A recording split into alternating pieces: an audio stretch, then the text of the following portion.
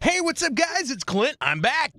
Yeah, that's right. It's another episode of Versus, starring your favorite hosts, Clint, Baker, and Curtis. The amazing topic we got going on today is Tusk versus Antlers. That's right, Tusk versus Antlers. Before we get started, guys, I need you guys to like, share, subscribe, click that notification bell so you can learn about future shows. Man, let's see what we got here. Are we getting a little lag here on my computer? What's going on? Hello? Hello? Oh, I got you, man, but my computer's doing funny stuff. Boom! There it is. There's Curtis. Curtis, how you doing, man? I'm doing very well, Clint. How are you doing? Good. I disappeared, but don't worry. I'll be back shortly. Don't call me shortly. Give me 1 second here.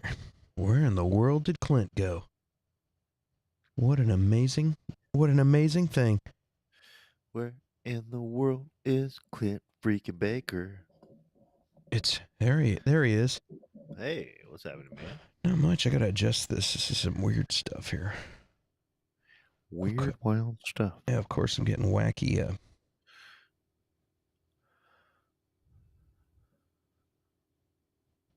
Wacky stuff here. Get out of here. I know, for real. Something. This is so unprofessional. Boom. Need 0. Transparent.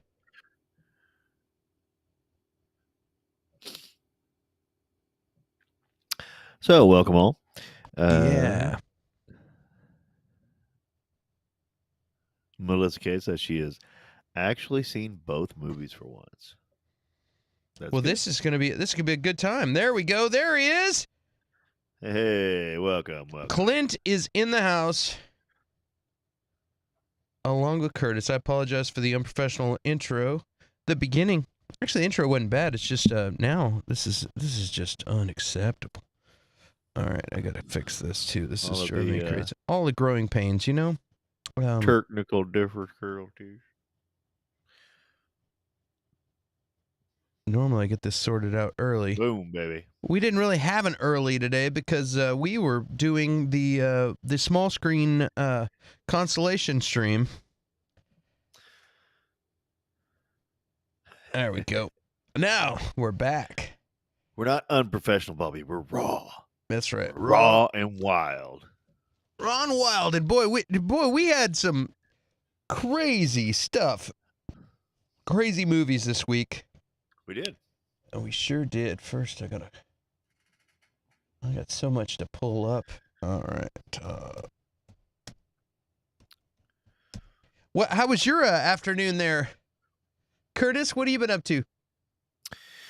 Afternoon was pretty good. This week has been the longest week in the history of the world. I mean, it really seems like forever since we talked last. I know it's only been a week, but I mean, this one is drugged by. Getting close to the end of the school year, so that's probably why. But has it felt like a long week for you? Yeah, really long. Really? I mean, I'm not kidding. Whenever I was like, man, you know, like it felt like it's been forever since we talked, and it's just been a regular old normal week. Yeah, dude. I mean, I texted you. It felt like it took you forever to get back to me. I didn't. Yeah, it's just been busy, like just everything, like. Ugh. Well, shoot. Well, let's say hello to the people in the chat. We had, let's see here. Yeah, I know, Bobby. You're right. We had Melissa Kennedy was like, hey, I missed it, because they saw that we were on earlier and they thought we missed it. For those just tuning in, we jumped on and we did a stream and discussed some topics. Small screen had to call it today, and so I was raring to go. I've been under the weather the last few days, and I was hyped. I was ready to party, and I was like, "What? You can't pull the stream out of me." And I didn't quite have the disco ball hung yet, so I was like, you know what? We're gonna go under the Clint Baker Show title and do this, and we did it, and it was fun. And here we are now in Versus, where we get to talk about two movies. And if you'll notice in the if You notice in the subject I said we fight about which movie sucks worse. That'll let you know how I feel about the homework assignment that was watching these movies. Because I'm not ordinarily a horror kind of guy, but we can't just watch what I want to watch all the time. You know what I mean? We gotta do what the fans want. We gotta do what Curtis wants. We gotta do what Chris Klink wants at home listening. It just depends, you know. And I was like, horror, okay. Sometimes I'm in, sometimes I'm not. But I heard Kevin Smith was involved, so I said, hey, I think I can do this. So that brings us to Tusk. Tusk. Holy smokes. Tusk. Let me read the synopsis of this. This is All right. this was a fun movie, by the way, but it was also disturbing and it was also terrible, but it had nuggets of good to it, to where I was like confused. I didn't know what to think. It's weird. A U.S. podcaster, Justin Long, ventures into the Canadian wilderness to interview an old man, Michael Parks, who has an extraordinary past, and the American learns the man has a dark secret involving a walrus. That's a very concise summary. It was directed. Yeah, it was directed by Kevin Smith. It's part of the True North trilogy, which tells me there's 2 more, which means I have to go watch the next 2. Which I don't know. I kind of thought that myself.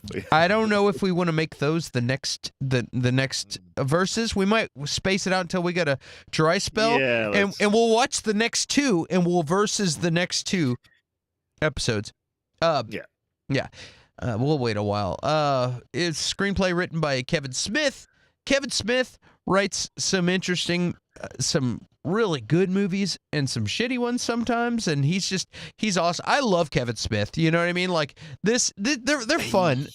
He's got a like, hey, fuck it, man, I'm just doing me attitude and doesn't care, and I love that because his fans appreciate it. This is a cult classic, and it was fun. It was a fun movie, and I had the same vibe. Like, I'm a huge fan of the early, like, of Mallrats, and most people fell in love with Clerks and then just followed Kevin Smith and whatever else he did. I didn't get on with Clerks. I started with Mallrats and fell in love with that movie. I watched Chasing Amy. I watched a bunch of the other ones, and the Jay and Silent Bob movies and all that.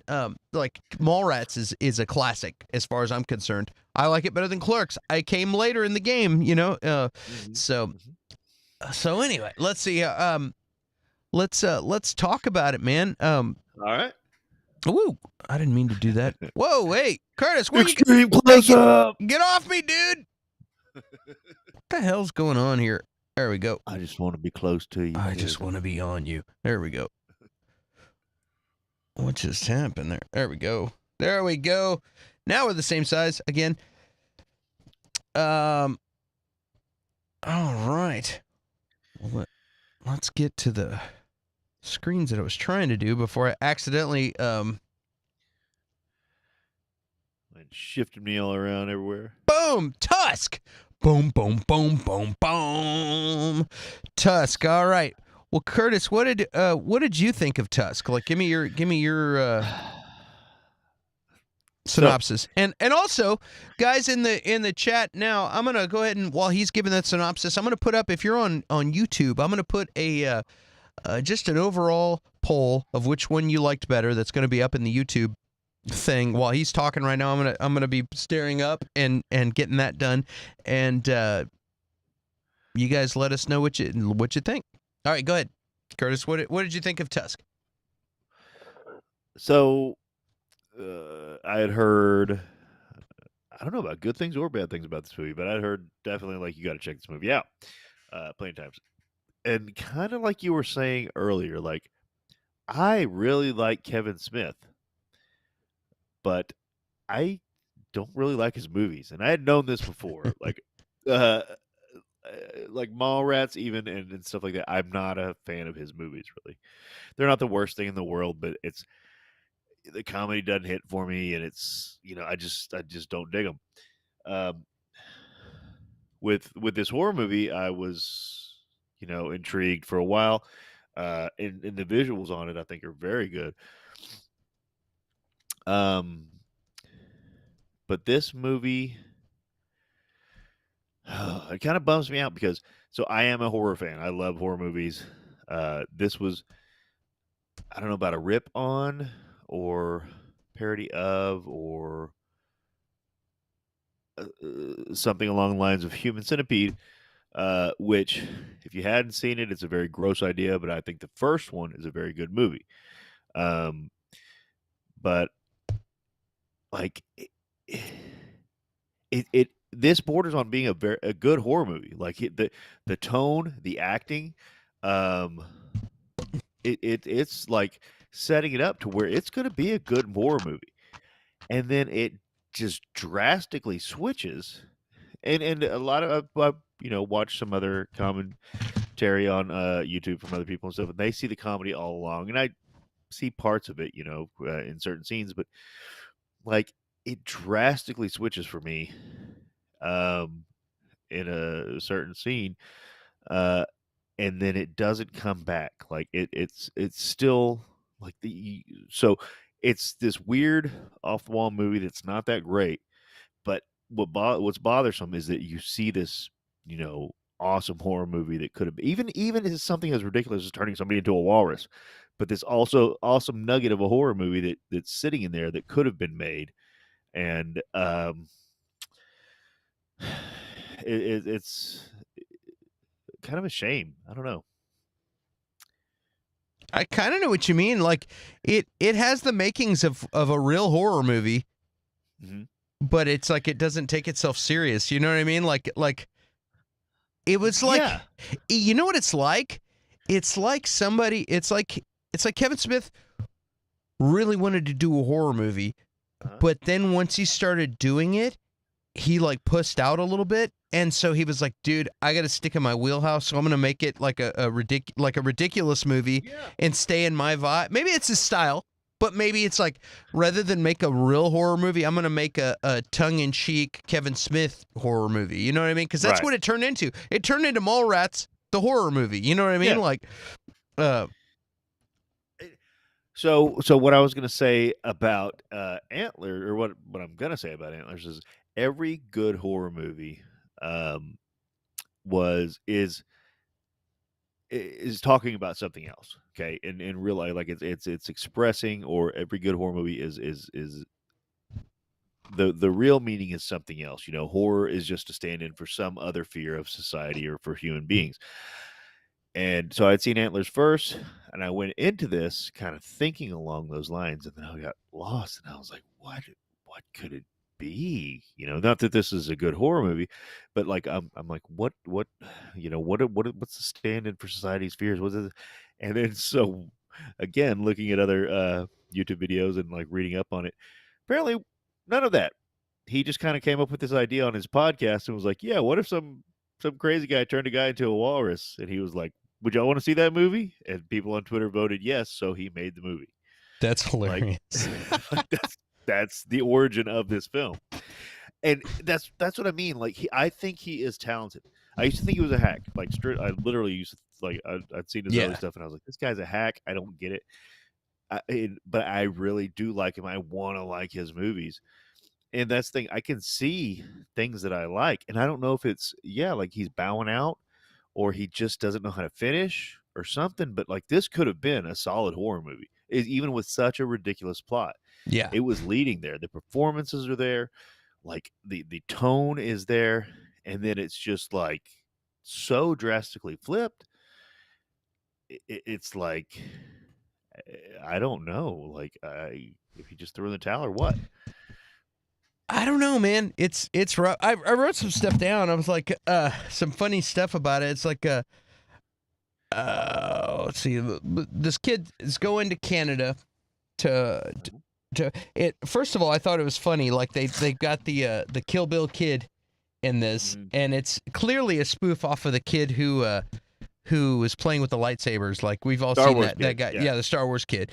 And that poor guy, dude. Like you've heard like legends like that guy had to change schools and like like he got he became such a legend that he couldn't go anywhere without getting made fun of. He had to, like, I don't know. The legend was like he had to move to a different school or a different town or something where people didn't know him because he got so famous from that. But so they kind of went with that. And the name of his podcast is the Not See Party. Not See Party. And I'm like, that's a bit like they keep using, like where it's like every time, oh yeah, my show, the Nazi Party, and everyone, huh? Like, which I was like, I'm all about the puns, so I thought that was kind of funny, but also it's like kind of in poor taste to be telling Nazi jokes, you know what I mean? But it's Right. you know, but it's kind of a cheap laugh. I liked when he goes through customs to go into Canada. Harley Morenstein was there. Did you notice Harley? Did you ever watch Epic Mealtime? I did not. Epic Mealtime, dude. Epic Mealtime's the shit. It's a hilarious YouTube channel that Was it you're talking about Beardy McSecurity guy? Yeah. It's Harley from Epic Mealtime, and they would be like, today we're gonna like, they'd take like a pizza and another pizza and 5 hamburgers and blah blah blah, and they'd like combine like this crazy thing and make like this crazy food, like and it was an awesome show. Look up Epic Mealtime. It's a really fun show. Okay. But that's Harley, but they're from Canada, so that was pretty funny to see him in there. Yeah.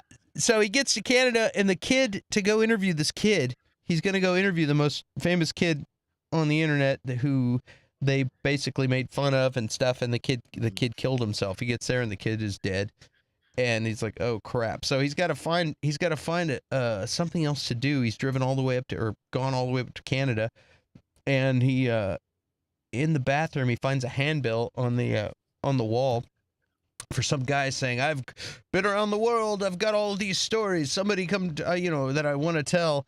And so he goes up to talk to this guy. He's like, perfect, I'll talk to this guy who's a world traveler, old man who's been around the world. I'll talk to this guy. This will be a good subject since my kid killed himself, and so I'm gonna go talk to this guy. And next thing you know, he ends up in trouble.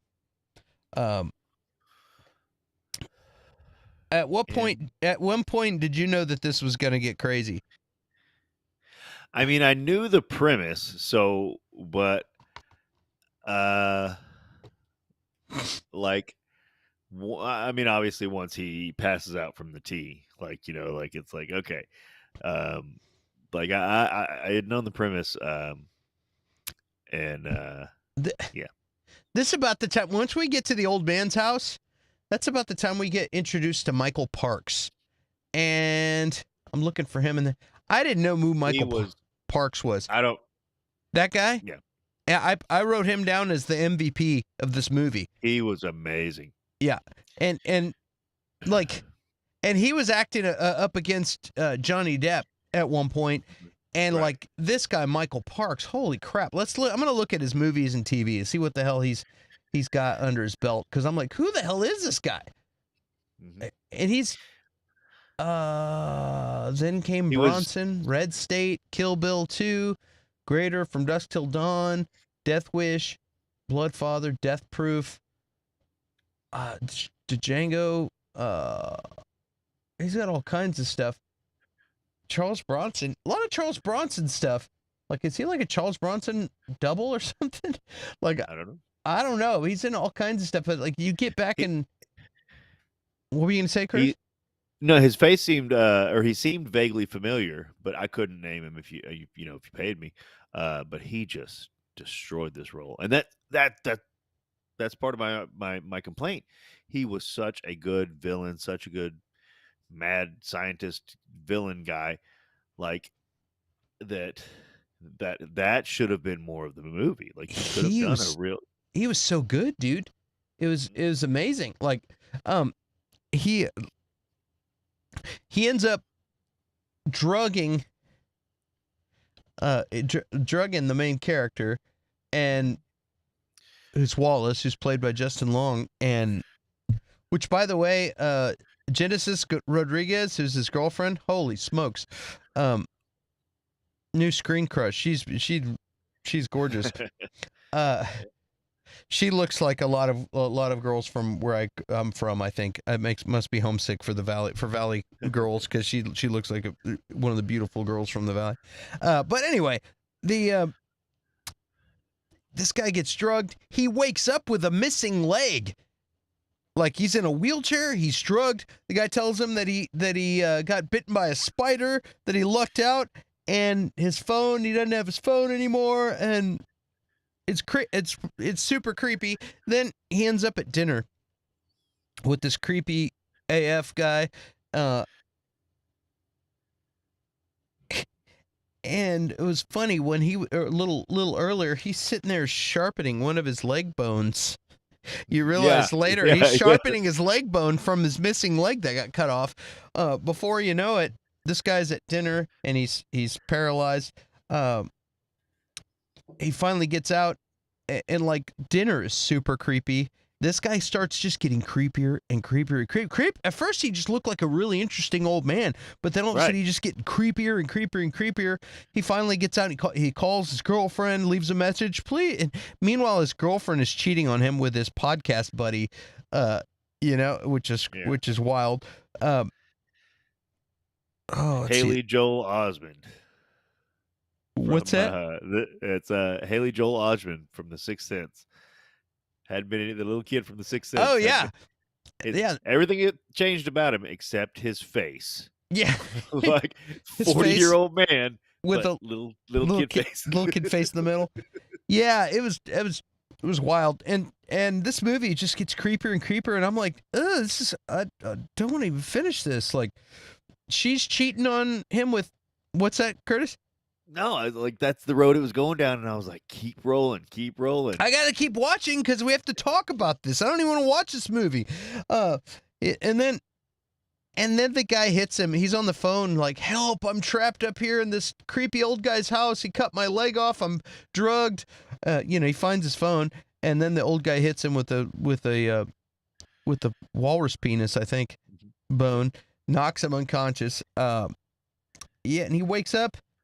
He chops off his other leg, and then he sews his arms to his side. So then he's like a flipper. We got like flippers, and then he puts him inside of a meat skin suit of a walrus that he made with other people. And there's like faces and stuff on it, and it's just disgusting.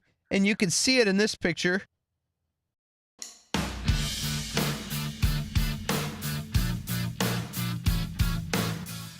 It's terrible. It's super gross. And like he's stuck in this suit, and he's like, and he also cuts his tongue out so he can't talk. So he's just like, he's just like a giant walrus flipper thing, and it's disgusting.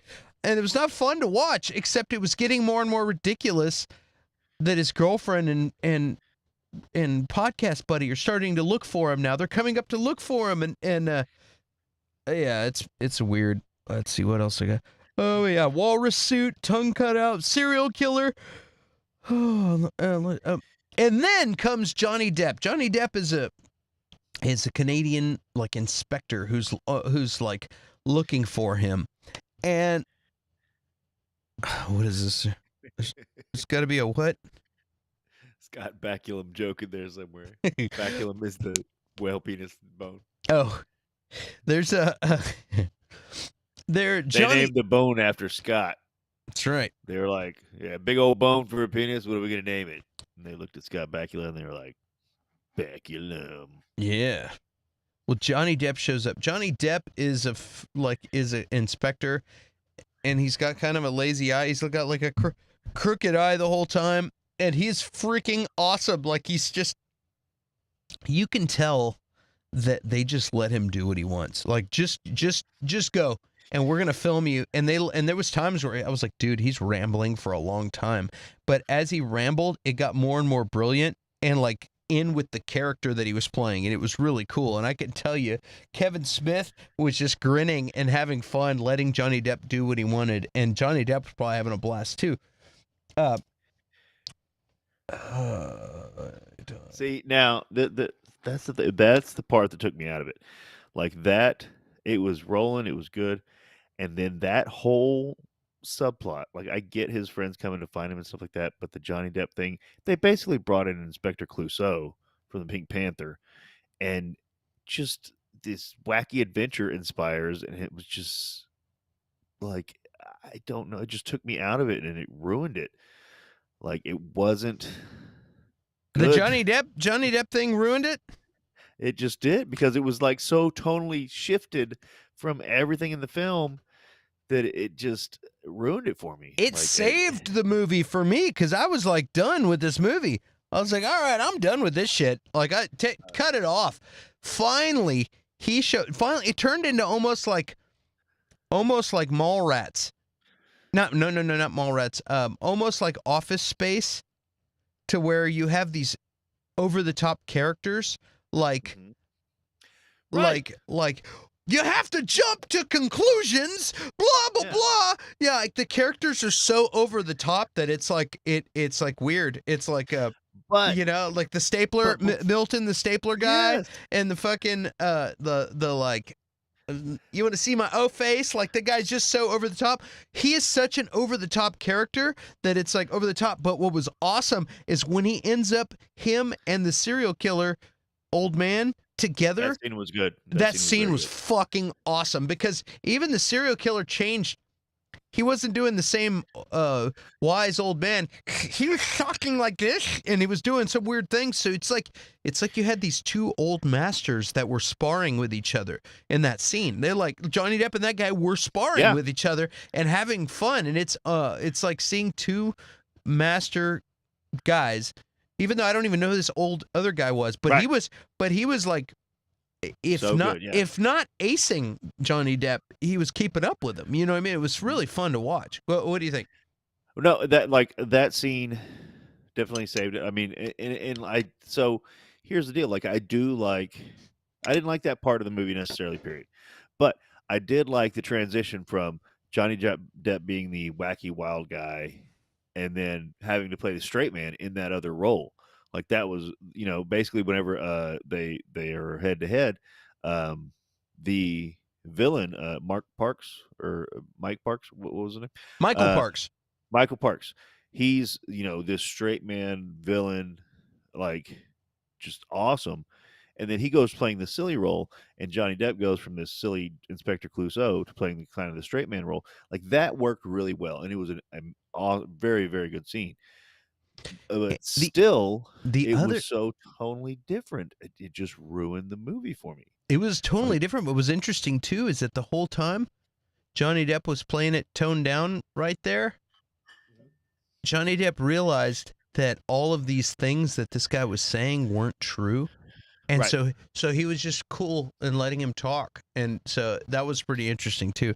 But yeah, holy crap, man. It was good. There's a line that I wrote down and I don't even remember what it was, but it's like your first wife. She doesn't let you talk or go anywhere. Fuck you. I don't know what that means. That was a line from the movie. Oh, that's what he was saying about the Johnny Depp was saying about the serial killer, because he cuts out the tongues, Oh, and then he cuts off the legs, so they can't go anywhere. And then, but he was like he never molests them, so they don't get any either. Like so, he says it's just like your first it's wife. just like your first wife. Oh boy. But yeah, I don't know. Like that, like as a horror fan, I was wanting more of what was going. Like that's what I mean. The transition from human to walrus took a couple days or something like that. And when it should have been like a spaced out thing, like his friends are looking for him for weeks or something like that, and he does the surgeries in different steps and stuff, and then And I thought like they would just pull him out of the suit and it'd be over, like they rescue him or something. well, that's what I mean too. Like it seemed like it was he just kind of put the suit on him, but like that wouldn't really work either. Like he's gonna drown whenever he sucks him into the water unless he fills it with blubber or something.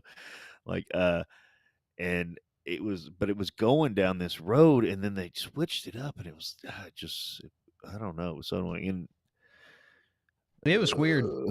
And yes, then they get him, and then he's like he ends up in a wildlife preserve, and he's like, "Wah!" And like, I don't know, it was weird. yeah. I mean, like so the ending, basically he had.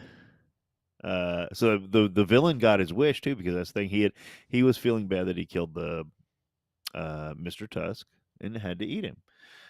So he kept recreating these people to get them to go full walrus and kill him. He was like, he wanted to die because of the guilt he felt for killing Mr. Tusk. And he wanted them to kill him, and they never could. Well, Justin Long goes full walrus and ends up killing him, and doesn't seem like he can come back from it. So yeah, they put him in a reserve or something like that. And, It was weird. And then it's like I'll always love you. Yeah. And then, but Wallace. they have they have the whole scene where, if humans cry, as long as you can cry, you're still human. You're not an animal. And at the end, he sheds a tear. And again, so tonal shift again, like wacky wild, toned down horror movie. There's jokes in there. That's fine. The horror comedy works great together. But then like wacky wild adventure, like here comes Johnny Depp, and then all of a sudden back to, like sad-ish ending, but kind of ridiculous. Like I don't know, man. Well, let's talk about the other movie. Let's talk about All right. Antlers. All right. No, he definitely needs surgery. Yeah, Mel. But I mean, come on. Like, there's, they could take him to a doctor in Canada or America, and they'd figure something out. Like, because that's what I mean. It wasn't like this long amount of time where all of the stitches healed and all, stuff like that. And so, What did you think of Antlers, Curtis? I thought Antlers was amazing as a Yeah? horror fan. And I honestly, even if you weren't, like, this was such a damn good movie. Let me read let me read the synopsis real quick. A small town Oregon teacher and her brother, the local sheriff, discover a young student is harboring a dangerous secret that could have frightening consequences. Pretty vague. That's it? That was it. That's all it says Oh, wow. on there as far as that goes. Yeah, Carrie Russell is the main character. She's the teacher, and her student is played by Jeremy Thomas, the little kid. Jesse Plemons is the sheriff, and I mean, there's a pretty much besides the Native American ex-sheriff Warren Stokes, who's Graham Greene. You've seen him every time they need a Native American chief guy. Yeah. He's the guy that plays him. But yeah, it was a good movie, man. It was solid. I'm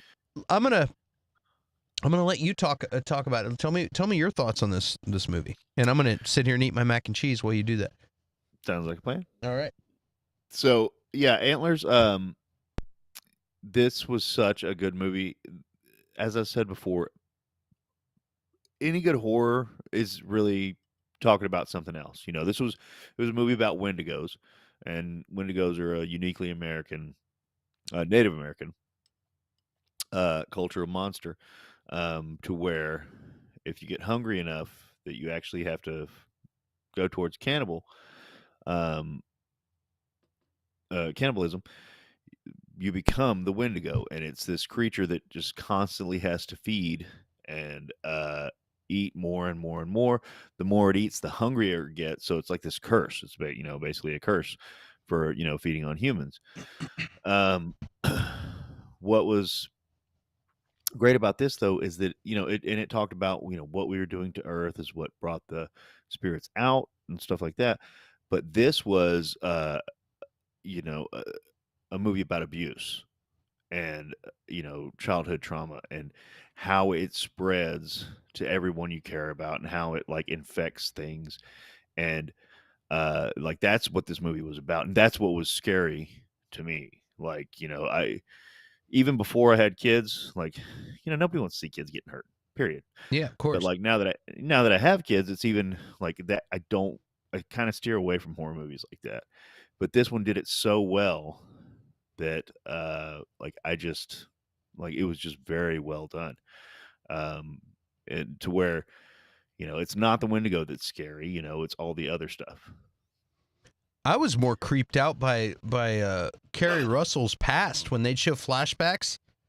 Mm-hmm. I was interested in what happened to her. You know what I mean? Like there was a lot of flashbacks from the teacher, and when she starts having problems with some of the students that are going through some stuff, she starts to try and hit up the principal, say, hey, we need to do something, and Right. well, what do you know about abuse? And she's like, hey, I know about abuse. I've experienced that. You know what I mean? And like, and people are just like turning the other cheek, or like just looking away, Yeah. pretending like stuff's not going on. And like, I don't know if that's really like that in schools. I mean, In real schools, like, I only yeah. say that because you work in that industry, and to where it's like, man, how would it be? Like, it's one thing you're in a big city, but like if you're in a little town where everybody knows everybody, and they're like, oh yeah, no, don't worry about it. Like, we all know them, and everybody just pretends like nothing's going on over there. Like, I don't know. Even in a big city, like, in Houston, fourth largest city in the U.S., like it takes. It's like you can see problems with kids. Now, if it's something like physical abuse that can be documented and you can see it, Right. that's a different issue. But you can see like things happening to kids, and you can talk to counselors, and you can talk like, hey, then like this kid needs this kid needs this kind of help, and it's just kind of one of those things where they're like, well, yeah, we agree, but We can only do who so much. like who's gonna do that? Like who's gonna until it's really bad? It's just, it costs money to investigate. It costs, and if you don't know, the CPS in Texas has been freaking awful for a decade now or more. Yeah. And so it's one of those situations too. It's like, yeah, they're in a bad situation, but we're gonna pull them out and stick them in another bad situation. So how bad is it? Um, so yeah, like that kind of struck home too, because there's been several times where stuff like that has happened, and it's just like they're just like, what do you want us to do? It's like I'll tell you what I want you to do, and it's like, well, can't do that. We're not. That's just not going to happen. And you kind of until it gets really bad, nothing is done. So, Um, well, so you got the brother and sister, who's mhm, Paul Meadows, Julia Meadows, that are brother and sister. They both have an like abused past. Their parent, there's some weird background that you don't really get a lot of, but she left for a while and came back, and mhm, and they lost their parent, and then they're in this town, and then there's weird stuff going on. There's a little bit of bullying on this kid, and um, then there's some weird stuff that's going on, and you don't really know what's going on, and then it turns out that something happened to the kid's dad and his brother, and the movie starts out with them going into a mine and some stuff going down inside the mine, and basically the dad gets infected with this what looks like a zombie virus, but it turns out it's the Wendigo, and so he's like basically incubating inside of him, and they're sick, and the dad knows that something's not right, and he's like, lock me in here, don't let me out.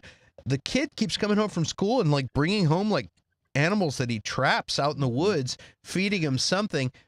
Eventually, when the dad finally, the principal finally gets in there, the dad eats the principal, and all of a sudden the Wendigo really wakes up and just sheds the skin like a cocoon. Wendigo's out, baby. And Yeah. he like, it's out of there. Kid leaves with the dad Wendigo, and now it's a real problem. And now they get to feed in the woods, get to feed on people that find them, and it gets rough. And it's funny, the kid that's bullying the little boy ends up like trying to pick on him in the woods, and Wendigo dad jumps all over him, eats his ass. So we're like, eats a kid. Yeah, it's crazy when he leaves Yeah. the cocoon.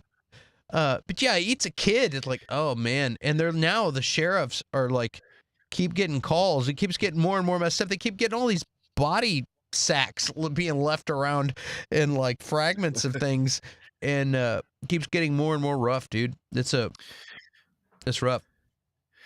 Well, yeah, and then like so, the kid, Jonathan Taylor Thomas, or what's his name? He was amazing. Jeremy T. Thomas. Yeah, he was really good. He was, yeah. Like if this kid's not in more stuff, it's gonna be a shame. Like he was so good.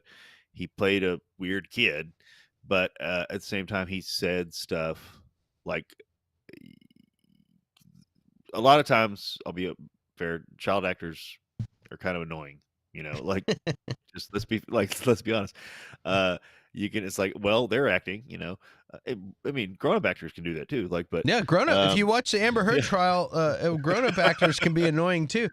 But he did so great, and and like seeing him, basically taking care of his family and stuff like that at that time, and then not not wanting the teacher to get involved because his dad was a better dad as a fucking Wendigo than he was as a drug addict. He was like, my dad's better now. Like he's not as mean anymore. Like as a Wendigo, and that's the thing too. Like that was a really cool part of the story is that, like he didn't go eating his kids.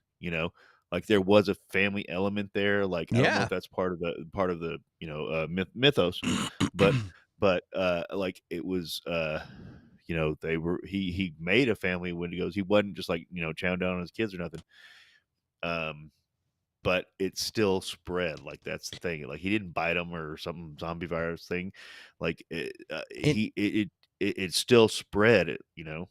Yeah, it spread, and then it sucks. Like they figure out what's going on. They figure out the myth, and then they end up getting back. It ends up going back all the way to the mine, where you end up with Carrie Russell, like going, and she just keeps going. Even though they keep finding bodies and stuff, all she gives a shit about is like, I have to help this kid because I'm the only person in this kid's life that gives a shit, and I've been through this, and I can't. She just can't. Like they're like, dude, just walk away from it, and she's like, I can't just abandon this kid. Like I need to help this kid. I'm the only one this kid knows, and then this kid has a loyalty to his infected brother and dad, who he's got a loyalty to, so he keeps going back to them. But then when it becomes time where it's Carrie Russell versus the dad, the Antlers, he recognizes, hey, this guy's hurting people, and it's not exactly my dad, and she's the only one who's been trying to help me. So she helps. I mean, the kid helps her against the Wendigo. So it's like it's a weird thing, because the allegiance is like the kid's like he's got his love for his family that makes him not run from or want to kill these monsters, but at the same time he recognizes that she is his friend. So it's wild. And then spoiler alert, she kills the Wendigo, and the kid gives her his knife, and they heard earlier in the movie that you have to kill the heart of the Wendigo to kill it. So she does it. She stabs. She cuts the heart out. And then you think it's over, and I didn't think it's over. I knew exactly what was going to happen. And that Wendigo spirit goes over to the little boy.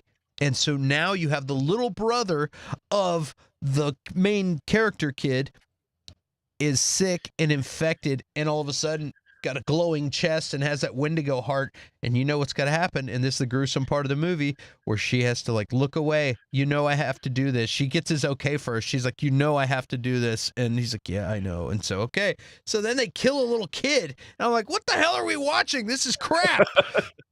What kind of bullshit did y'all make me watch? After killing kids up here with a knife? So, but yeah. So it happens, and it's over, and the movie's over, and they walk away. And hopefully the spirit is gone and nobody else caught that. No, sir. Was there a clue? Was there a clue that somebody else? Oh yeah, that's right. The ending. Yeah. Remember Fat Damon? Yeah, Jesse Plemons, man. Yeah. Yeah, he catches it in the end. That's right. Fat Damon. That's really good, dude. But I literally thought, I was like, man, Matt Damon put on some weight for this role. I didn't even know he was in this. And I'm like, well, it's not Matt Damon. It's just Matt Damon. That's right. At the very end, he's like, and also he gets his ass kicked by that thing. His one of his other buddies, who was played by, why is he not in here? That guy's been in a bunch of movies. His sheriff. Oh yeah. The deputy or whatever, yeah. Oh, there he is. Roy Cochran. Yeah. Yeah, he was he just looks different, man. He was in a whole bunch of 90s movies, including Empire Records. He was the guy that goes in one of the main guys in Empire Records. Okay. He was in a ton. Oh, hold on, I got to click on Roy Cochran's movies. Like, he was in a ton of movies. Let's get his movies and TV. Let me see him now. Come on now. He was in Dazed and Confused. Yeah, he was one of the main guys. He was in Empire Records. He was in CSI. He's in a whole bunch of stuff. Love in a 45. Come on, Scanner Darkly. He's in. I mean, dude, this guy owned the fucking 90s. Whereas this was his decade. You remember him from Dazed and Confused? He was a guy with the long hair and the hat backwards. No, I don't. You don't remember? I recognized his face, but I don't. I mean, I didn't connect him with anybody else or anything else. It was one of those things. Like I know I've seen that guy before, but I didn't. I couldn't place him. Just a sec. I'm gonna do a screen share if this will let me. I don't think it'll let me. Will it? He owned the 90s, but did he own it more than Mario Van Peebles? Yeah, he did. He owned the 80s, dude. Fuck yeah. Nobody owned it more than Mario. The 90s? Come on. Mario Van Peebles is the Was he?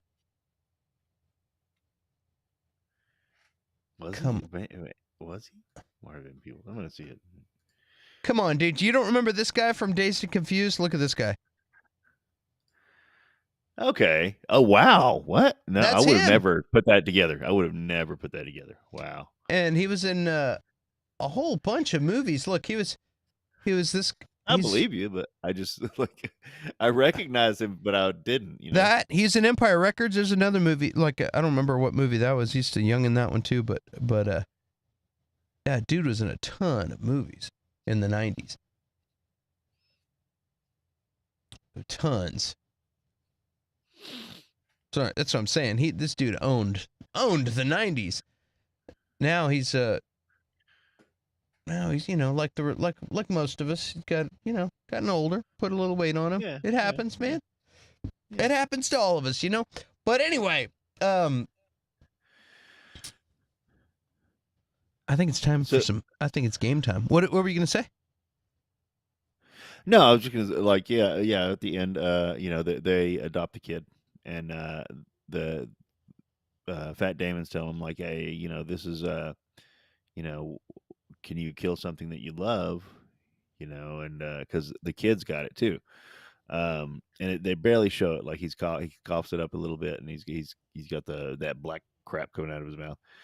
Or they wipe and they walk up and she wipes his face and stuff, and and again, like it just shows like how that like abuse just spreads. It's not viral. It's not just a virus or something like that. It's just like, but plenty of good kids that have been through stuff like that, go to good homes, but it doesn't just go away. It doesn't just disappear, and it spreads to everybody. Everybody has to deal with it. Everybody has to live with this because of, one or two selfish assholes that existed out there in the world, and it infects all of these people. And it was just I don't know, it was just so good to me. I thought this was a very, very good movie. I enjoyed this movie as well. Hold on a second here. I'm trying to.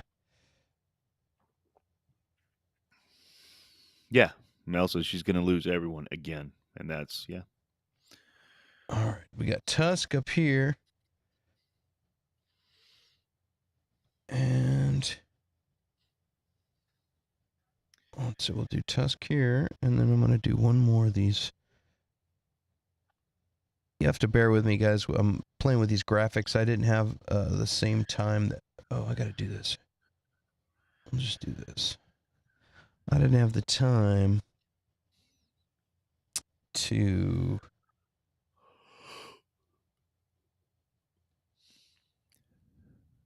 do all these...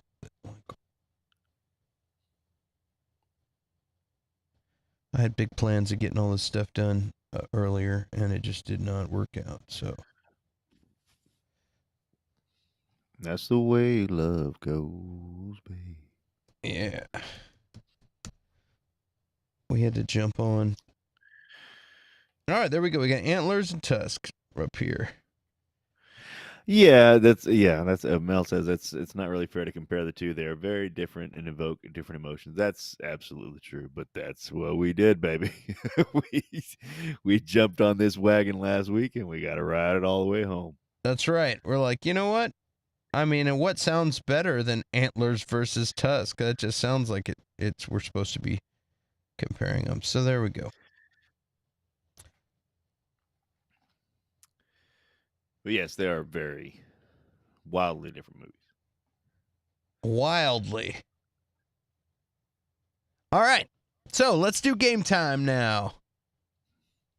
All right. First of all, who had the best story? I would say Antlers had the best story, as we've confirmed earlier. I don't know, man.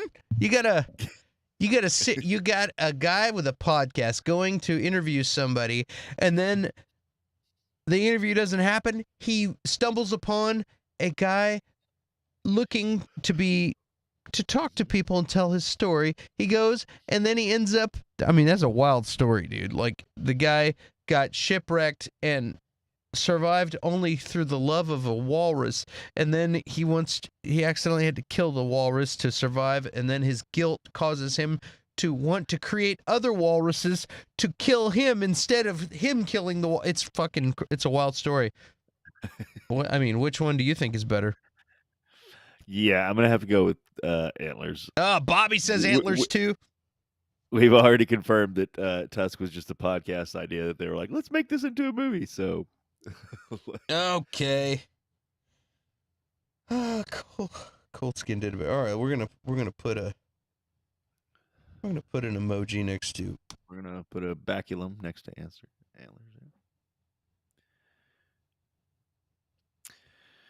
But and that's the thing.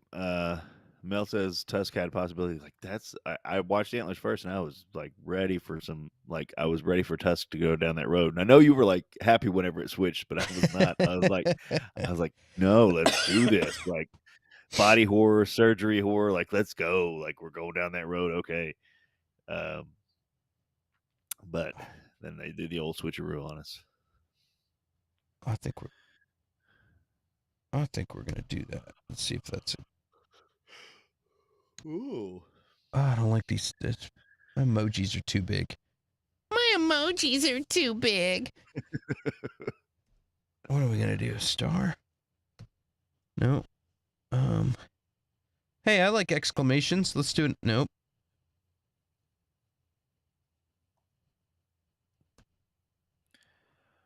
What do you think there, pal? I still see the skull. Yeah, I'm gonna change that in a second here. Man.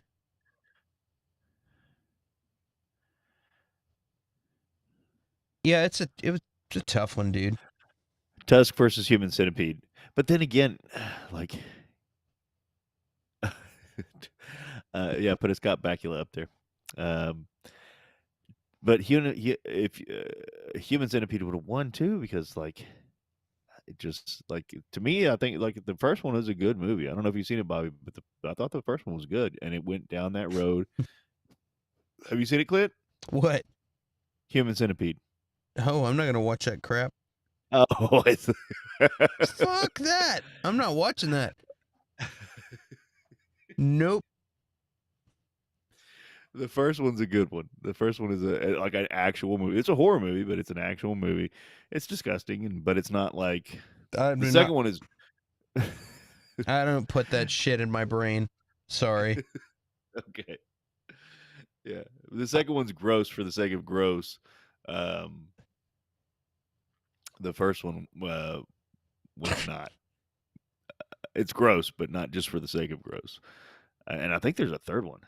Yes, South Park did do a great episode on that. And apparently the first one was 100% medically accurate. The second one was not. Yeah, well, I don't know why my emojis are, but it doesn't matter. I'm like, I don't know. I'm the. All right, there we go. That's fine. Yeah, I'm not watching that bullshit. Are you kidding me? I'm not watching Centipede. Sorry, gang. First one's good, man. All right. Here we go. And just like Avatar, then they were like, we can make a franchise out of this. And they did. Who had the best cast?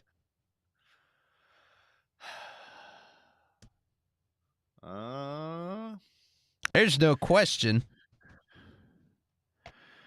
I don't know. Is there? I don't know. I think there is. I mean, I'm because there was both very small casts. We can say that. That's true. Overall cast, I think I'm gonna go Antlers again. But yeah, the villain in Tusk kind of puts it over the top. What? And I like Tusk Dustin has Long- Johnny Depp. But yeah, but he was the worst part of the movie for me. Like, or Yeah, that- but he's like, the best actor out of the whole bunch. well, yeah, but I mean, like I'm gonna give it to Tusk And- too because the Michael Parks more than Johnny Depp. Like he just killed it. So That's not. We're not talking about best acting yet. We're gonna hit that. Okay. Talking about best cast. Good point. Yeah. Good point. Then Wait. Tusk definitely. Yeah. And that could also, you could also argue that Carrie Russell was perfectly cast for that teacher. She did a phenomenal job, and the kid was cast perfectly as that kid. And you could say that Johnny Depp doesn't fit in as that weird as an inspector. That's why he was kind of awesome, because he was kind of a weird guy to be playing. So I mean, there's different ways to go. Like, Graham Greene was perfectly cast as the Native American ex-sheriff. Well, yeah. Yeah. Like you could say that. I mean, this is our game. We're making this game up, so it's however you want to do it. But now, what else was Carrie Russell in? Because I know I saw her and I was like, I know her. Oh, she's been in a bunch of stuff. Yeah, I know she has. Movies and TV. I'll go down and tell you all the stuff. Well, you don't have to go down the rabbit hole. The Americans. She on Amazon, which is a series that where they're Russian spies that are pretending to be Americans. She's Felicity from 1998 to 2002. She was the waitress. She was in Star Wars. She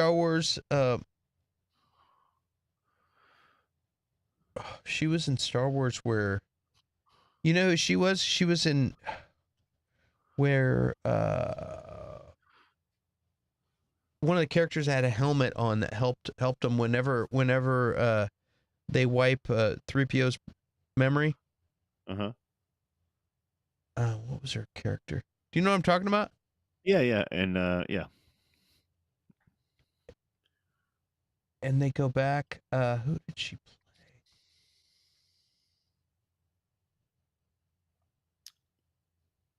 I'm sure it's something like Ma Shemta or something. It was like that. Zoral Bliss. Okay. But I'm having trouble remembering who. There was somebody like they almost had a romantic past with her, and maybe it was Oscar Isaac. For some reason, I was thinking like it was Cassian Andor or something, but maybe it wasn't. I guess it was probably Oscar Isaac. Poe. Weird, but yeah, it's But I was like, oh, that's Carrie Russell. But she's been in a bunch of stuff, man. Okay. Along with, I think she had a makeup contract. She's one of those models who's beautiful that ended up with probably like a mascara deal or something for forever, where every time you walked into Walgreens, you probably saw her or something, you know what I mean? But like most of us remember her as Felicity for forever. And she might have been like, she also looks like there was a famous Neutrogena model in the 90s that looks kind of like her, who has big curly hair like her. She was in Planet of the Apes. I think there's enough rabbit holing on that one, but yeah. Anyway, but I like her. I like Carrie Russell. Cool. So yeah, best cast is that's got to go to Tusk. We're gonna give it to Tusk. All right. Let's give that to Tusk. All right. Boom.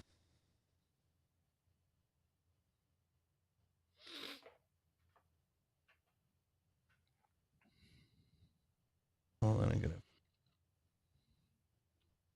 we go.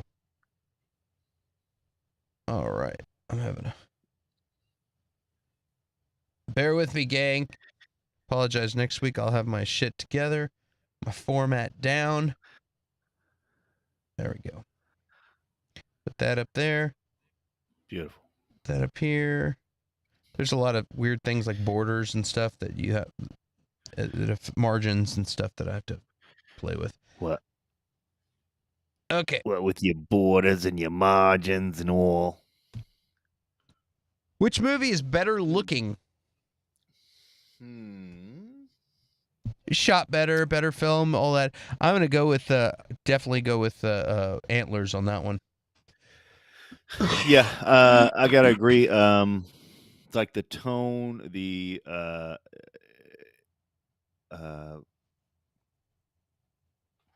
colors, like or lack thereof. You know what I mean? Like I don't know how you say that, but the lack of color, the blandness or whatever, was just like overpowering and felt.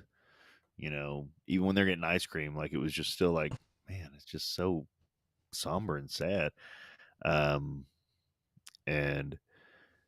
yeah, the whole where the kid, like it's amazing with Tusk how the practical effects and stuff I thought were very good. Still noticeable, like okay, but That I thought suit they were was very super gross. but it was still very good. And but then the main scene where the kid cuts his leg off, like it was the fakest computer graphic thing in the history of the world. Like I was like, it just took. I literally thought it was faked at first, and then I was like, oh well, I guess this actually happened to this kid, like because it was just so terrible. But yes, I thought Antlers just all the way around was so good. It's hilarious.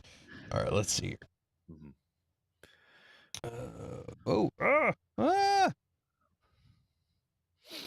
Ow. Okay. I keep shrinking and growing. What the hell's going on here? All right, where's my... Oh, that's why I'm on the wrong window. Clint sucks at YouTube. That should be the name of the show. Oh, come on, dude. All right, here we go. Okay, here's a good one. Who had the best musical score? Woo! I have no idea. You take this one. I don't even remember. I didn't even pay attention. Like I don't. I didn't notice any music on. Usually, I notice that. I noticed that I felt things and suspense in Antlers that I didn't feel in Tusk. I felt just grossed out in Tusk when I saw Homeboy, but I didn't have any like musical anything. But you do get like whoa, you do get like suspense. I had that feeling in Antlers, so I'm gonna give it to Antlers. Okay. Yeah, I mean, I would agree with that. I don't remember it at all in Tusk. Sorry, Kevin Smith, if you're watching. I'm sure he would agree. I think so. I think so. Bam. Yeah, Kevin Smith is one of the 5 watching right now. Let's see here. Annihilation had a great score. I do want to watch that, Mel. I think you were the first to mention it. I do want to watch that actually. What's Annihilation? It's somebody recommended it. It was probably Mel, and I saw some trailers for it, and it just looks good. It's like a kind of a sci-fi-ish. Correct me if I'm wrong, Mel. I have not seen it, but like a sci-fi horror-ish kind of thing. And just the trailers make it look really good. I wonder who's in that. Now we're a couple big names. I remember. I couldn't tell you right now. Now we're going to interrupt. We're going to interrupt this show to look up Annihilation since we're talking about this stuff. Oh, I never got to see that. Yeah, I want to see that. All right. Let's get to the next thing. Acting. Which movie had better acting? Better acting? I mean, I'm going to give it to... See, I don't know. So if you're talking about overall acting, I don't know because the acting was very good in Antlers. Everybody did a great job. But And the acting was extremely shitty in Tusk, but also awesome in Tusk. If you like, depending if you're talking about like, oh no, blah blah blah. Like there's some shit like that where it's like it's purposely supposed to be cheeseball, but there's also like some intense character moments between yes, like we were talking about that scene between the villain and Johnny Depp is like, dude, that is some grade A stuff right. to where they're like you could see it magic happening and it's weird. And that's what I mean. Like Michael Parks is just phenomenal. Justin Long plays does fine enough. But the thing is, like, he's supposed to be a shitty guy, and he seems like a straight up shitty guy. Like he's, you're supposed to not like him. And the model girl, whatever the other his girlfriend, her monologue or whatever you want to call it, whenever she's talking to the camera, was pretty damn good. Uh,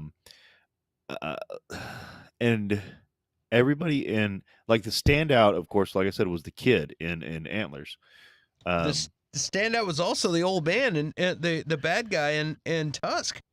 Right. Yeah, that's what I mean. Michael Parks just killed it. The other Kerry Russell and Fat Damon, like they did a good job, but it wasn't.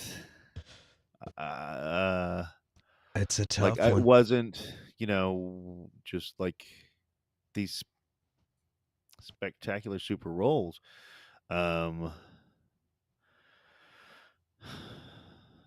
Like what an art project though to like walk into a crappy's rude way to put it, but to like I'm gonna walk into this horror movie that's not supposed to take itself too seriously. It's made to be a low budge joke of a movie that we're going in and we're doing this for fun and we've got to play these characters. It's almost like when you see these freestyle improv shows. You know what I mean? It's kind of what they're doing, and it's like it's almost masterful at some levels. Yeah. And I don't know, but both had great moments. Think about the script. Yeah. Well, and that's the thing too, is that Antlers like knew what it was going to be, and kind of stayed with that flow. Like I just keep going back to Michael Parks the villain because he played like 3 or 4 different roles, honestly, in Tusk by itself.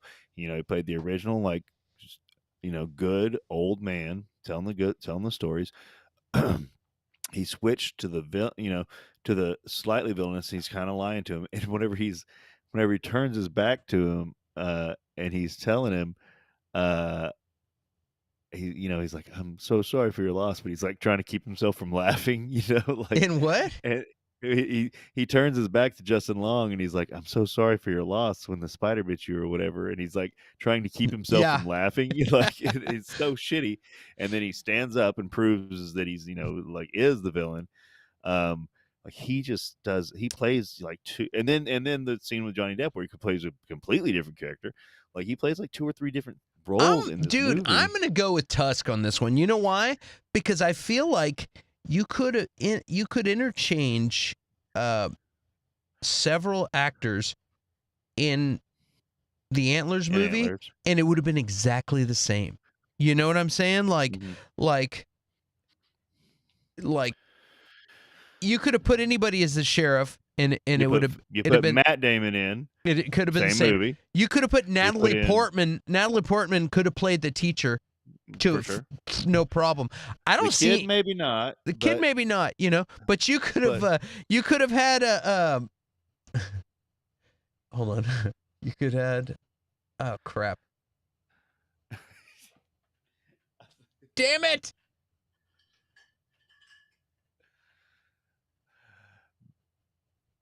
I screwed up because I got rid of. No, we're not going to do that here. There he is. You could have had Haley Joel Osment could have played the kid in. Yeah, you know what? He could have Yeah. when he was a kid. Yeah. He could have. No, he could have as a 40-year-old man, just kind of like shave him a little bit, Yeah, stick just him over shave there, and him.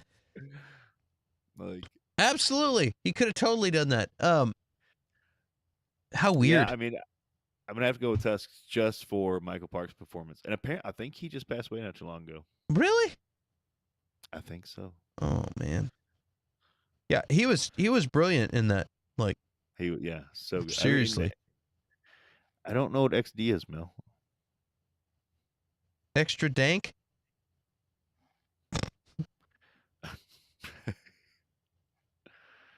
All right. All right. Exceptional delivery. Oh. That's a rating I do on my when I get a Amazon package. Dude, Oh, XD. I see dead it's people. All right, next one.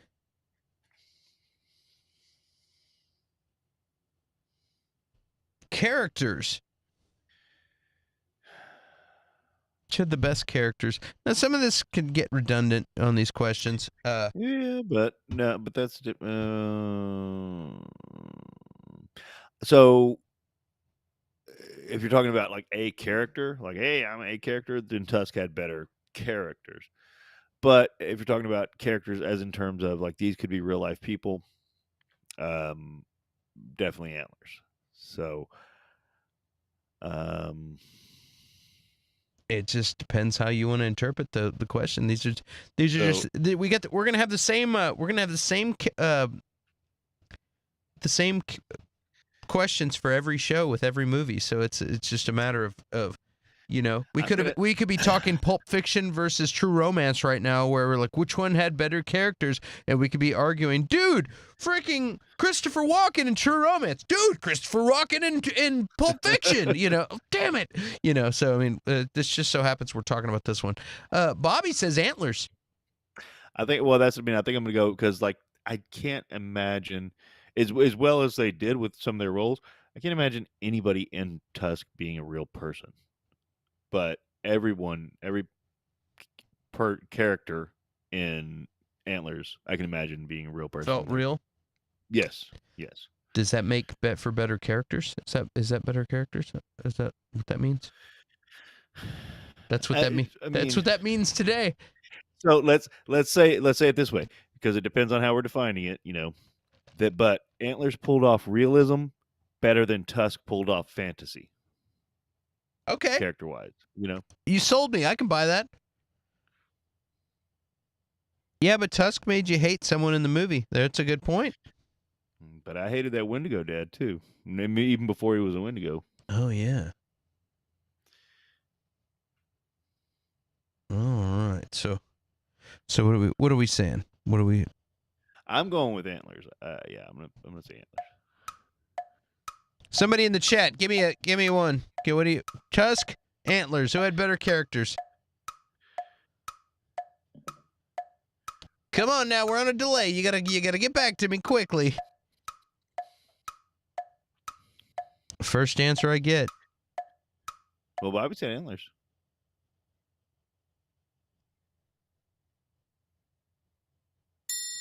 All right, that's double Antlers. Double, triple Antlers. All right, Antlers gets it. All right. All right, now the people in Vegas are starting to they're taking the bets. The bets are coming in. Yeah. Bets are coming in. Can Tusk come back? We don't know. What is next? This is the stupidest thing I've ever seen.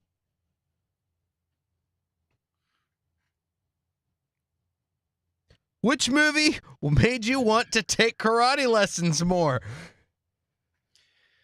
Tusk. Tusk, absolutely, because you can't do shit against a Wendigo, but you could karate that old man, Yeah, or like you get your chi all in line and you get over those drugs or something, like. Again, this is the stupidest thing I've ever seen right there. But All right. It's in the bank, baby. That's right. Oh man, Tusk making a comeback. All right. Which movie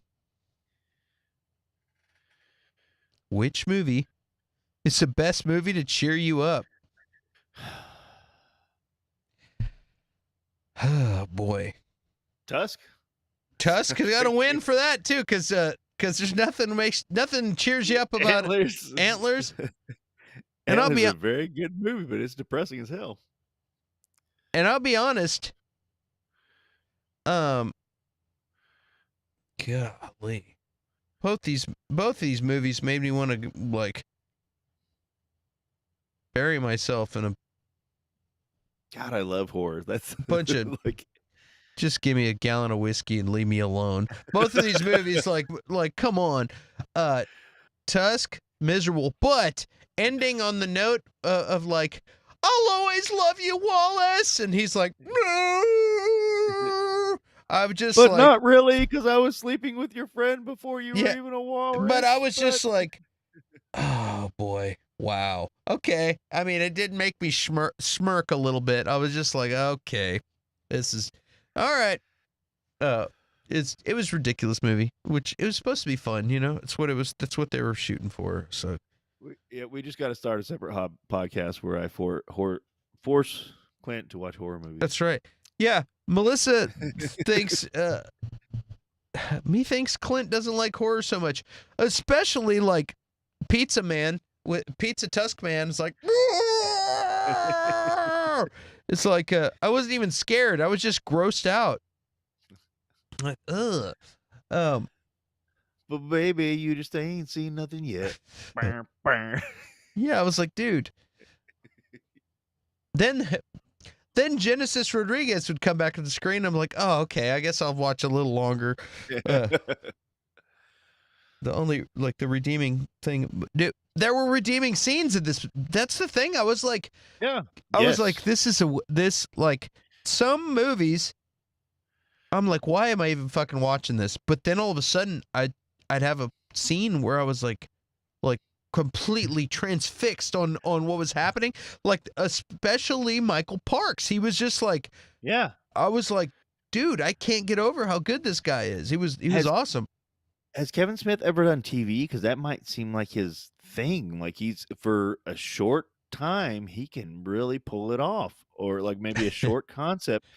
He can pull it like he's directed TV stuff. He's directed some Arrow episodes. He's directed some He-Man. I'd be interested. I thought He-Man was great, actually. Yeah. Like I'd be interested in seeing like some more of his TV stuff because that seems like his wheelhouse. Like a movie, in my opinion, I haven't seen all of his stuff, but what I've seen, I'm not a great fan of. But like you can see the talent is there. Maybe it should just be short subject. You ever watch Mallrats?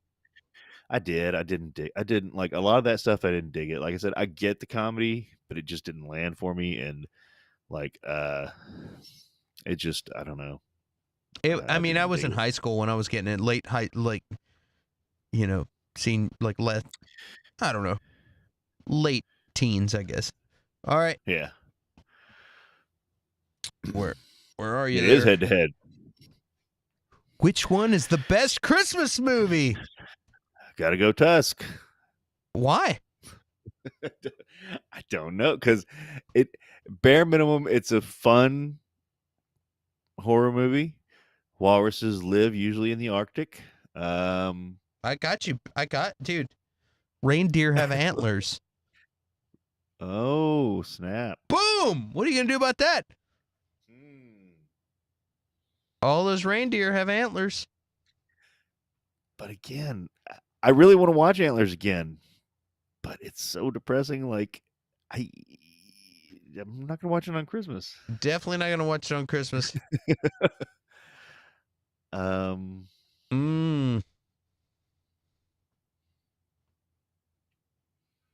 Canada, the snow.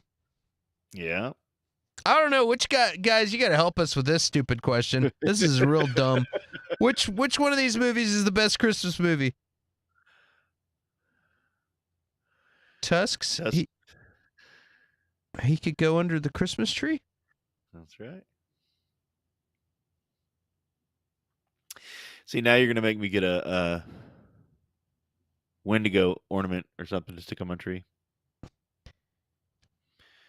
I think even though antlers makes me think of deer, he could be the Christmas tree. Oh yeah, Tusk or the Wendigo could be the Christmas tree. Is that what you're saying?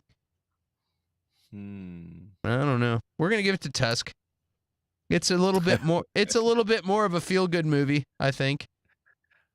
Right? Yeah, that's what I mean. Like, it's just a fun horror movie, so I'm like, I'm not Depression, watching anything heavy on Christmas. depression, and child abuse not really on Christmas. Sorry, guys. Yeah. Even though, never mind. I don't want to get that deep. Bam. All right, now the unthinkable is happening. Kevin Smith, if you're watching, your movie's winning. I know. Dum dum dum dum dum. A feel less bad movie, exactly.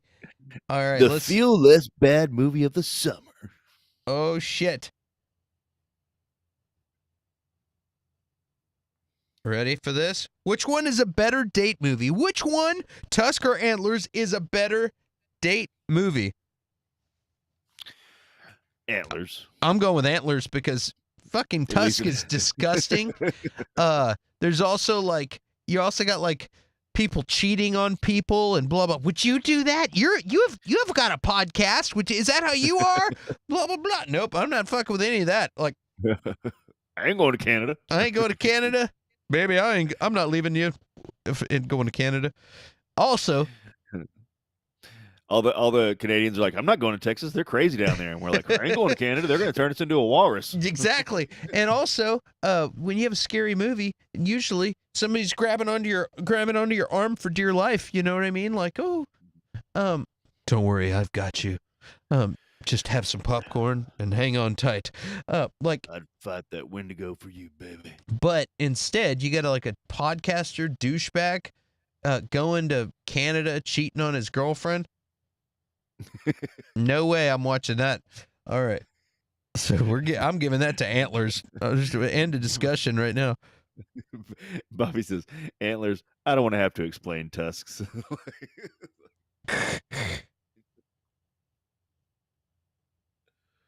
Bam.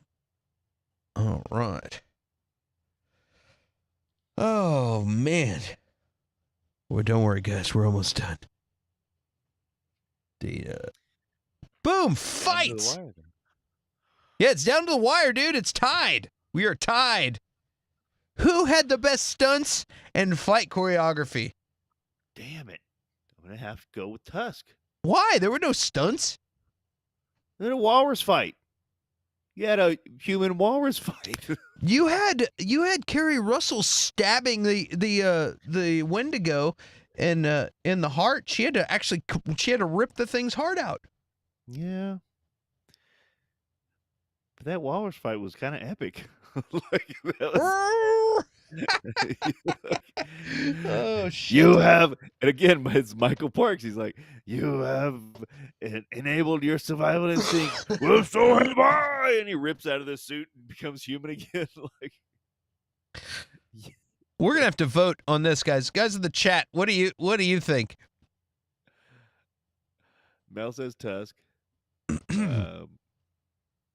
And honestly, too, now, so I know they said in the movie, after the Wendigo feeds, it gets weaker. And that's why it has to feed even more. But after it just wrecked shop on both of those cops, and Kerry Russell just kind of goes in there with a lead pipe and is like, ah, and beats it up. Like, I was kind of like, come on. Great movie, but that was like kind of like, what? It would just ate. Yeah, I know that they spelled that out in the movie, but I was kind of like, you need to bring a machine gun or something, lady. Yeah, she shot it at least once. Yeah, and then the kid helped her. And it wasn't just ridiculous or anything, but oh, Bobby says Antlers, Mel says Tusk. Now it's getting intense. Let's see here. All right. So, okay, so we got Tusk or Antlers. I'm gonna hit the clock. When the sheriff got Sheriff. attacked, That's yeah, that was extra. That was good. Yeah, that was awesome. That was solid. He gets flung to the side.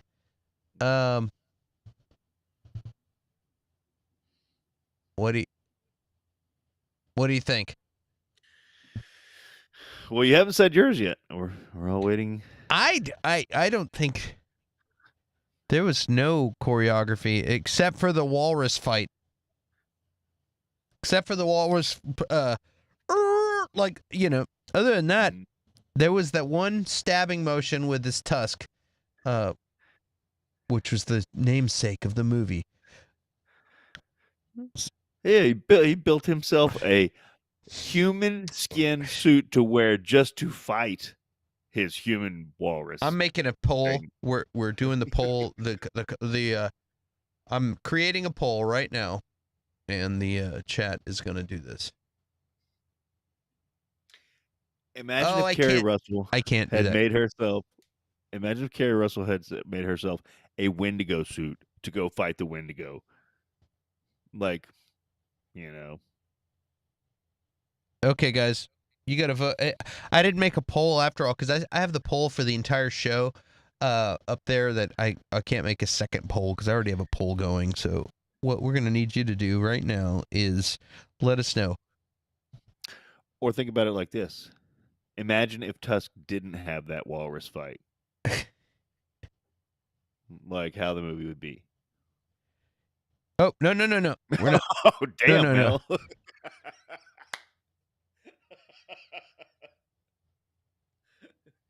Who had the best? Mel is definitely a horror fan. Shit. I was saying, you know, what if Carrie Russell had worn a Wendigo suit? Made from the little brother's skin. God. Gross. Mel is definitely a horror fan. That's right. But yeah, like there, you know, obviously there's not a lot here, but that's it. So it's pretty tied up. Antlers, best fight, says Bobby. What do you say, Mel?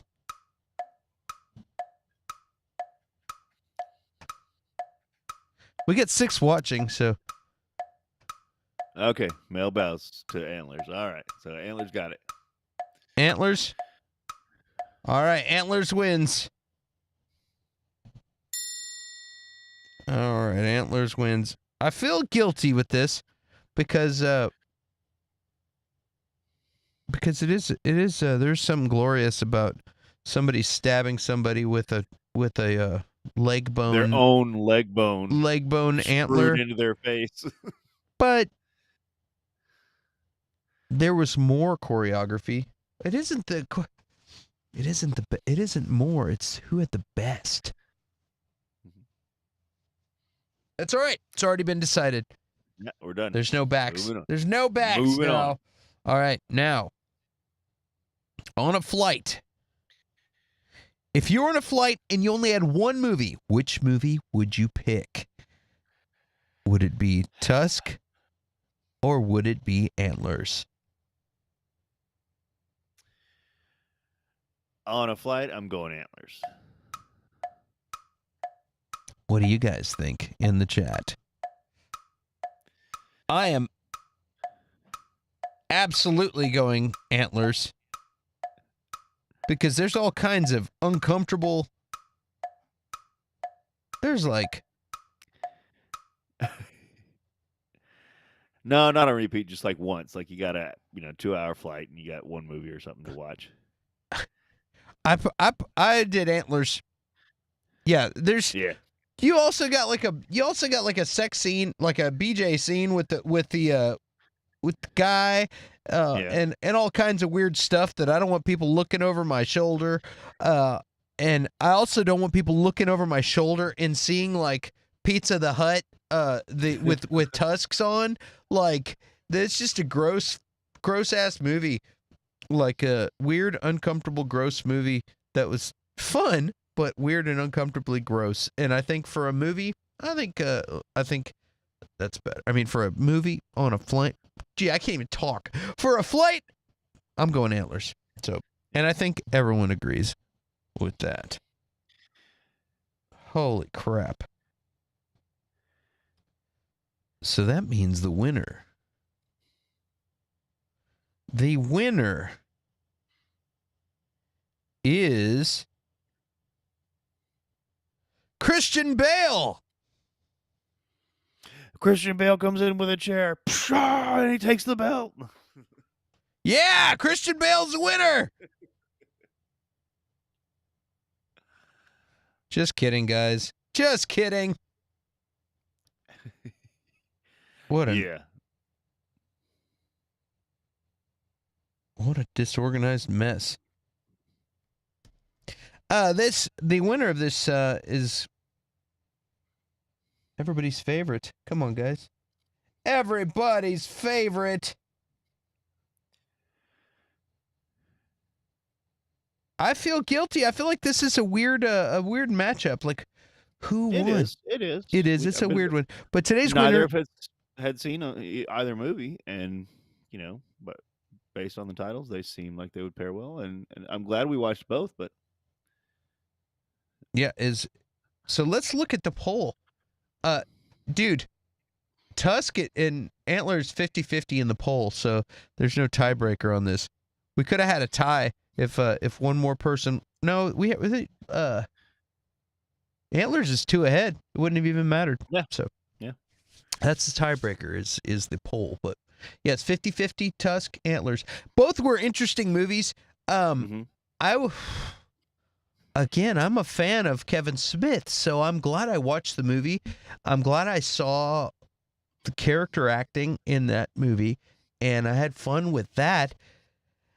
At the same time, part of me didn't enjoy it, and part of me also wants to go watch the other two. So, like, how is that I'm like, I feel like like it's an hour and a half I'll never get back, but I can't wait to go watch the other two that are in the trilogy. You know what I mean? Yeah, like, what the hell is wrong with me? And no, I'm the same way. Yeah. Yeah, and I'm like, dude, this movie's fucking awful. And then the next minute I'll be like, this movie's fucking brilliant. And it's like, maybe that's part of Kevin Smith's magic. Maybe he's just like, hey, and he's just kind of like, screw it, man. He's not trying to make any awards. He's just trying to make some entertainment. So he did. He definitely did. He did. So. And to me, man, that's all right. That's all right. Yeah, and to should have. I mean, it's a weird lineup. It's supposed to be weird, and that's why we're using generic questions that don't, like, they're not specific or anything. Like, some of these matchups, these are going by our rules. It doesn't mean like it's the best actor, It's like, or the best casting or the best action. It's just however we make it fit, and it's the shape of these boxes these are our boxes, so we make the rules fit in whatever we feel like within our boundaries. So that's right. That is right. All right. Well, shoot, man. What are we at? We're at an hour and 38 minutes. What do you want to do for next week? I have no idea. Let's not do horror again, because I think I'll have to drive into oncoming traffic if I have to watch any more horror movies this week. That's fine. We get the whole month of October, so. Oh boy. All right. Any suggestions from the chat there? I will say, real quick, I watched a movie on Prime. Oh yeah, what were you talking about? There's a movie on. I don't know. I think it was in like movies you might like or something that just popped up, and I watched the trailer. But there's a movie on Prime called Freaks. And it's like a sci-fi movie kind of. It's not a horror movie. It's like a sci-fi, and it's just, I mean, one of the best movies I've seen in a while. I never heard of it. Never, don't know any of the actors. Freaks, huh? Or actually, there's like one or two you can recognize their face. Yeah, and it's like it could easily be a spectacular X-Men horror story, not origin story. Excuse me. X-Men origin story, or something like that, or like Rise of Mutants, or like it, and it's not superhero-y, really. Like it's just and you can you can watch the trailer before you check it out. It's very that's what got me drawn in. It's just really intriguing, and then like the way it's done, it is done so well. Yeah, yes, Freaks. It's so great. The Day the Earth Stood Still versus Annihilation. That movie Annihilation also reminds me of like that movie where Jodie Foster is getting signals from in the satellite dish. Oh God, Contact. Yeah. Oh my God. You're like, ah. That's oh boy. I do. Yeah, Annihilation sounds good. The Day the Earth Stood, the original or the Or the remake Not of the original. remake. Oh yeah. Or what was the other one? What was the other one with the? I don't recall. I mean, can we? I bet, I'd rewatch the original. The original, The Day the Earth Stood Still. Yeah. We could do the original versus the remake of The Day the Earth Stood Still. We can. Where'd you go? I don't even know if I've seen either one. I know I haven't seen the remake. I know I saw the original, but it was when I was a little kid. Who's in the remake? Keanu Reeves. I believe.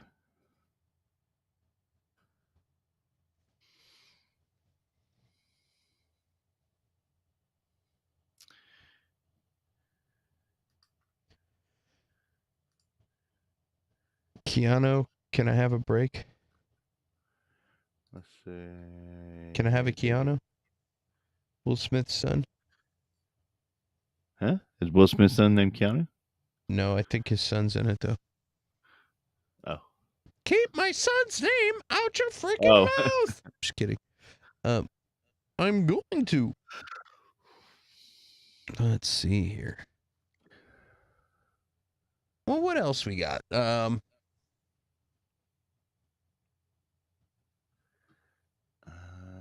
Movie genres. So I don't think we've done comedy yet, like we were saying last week.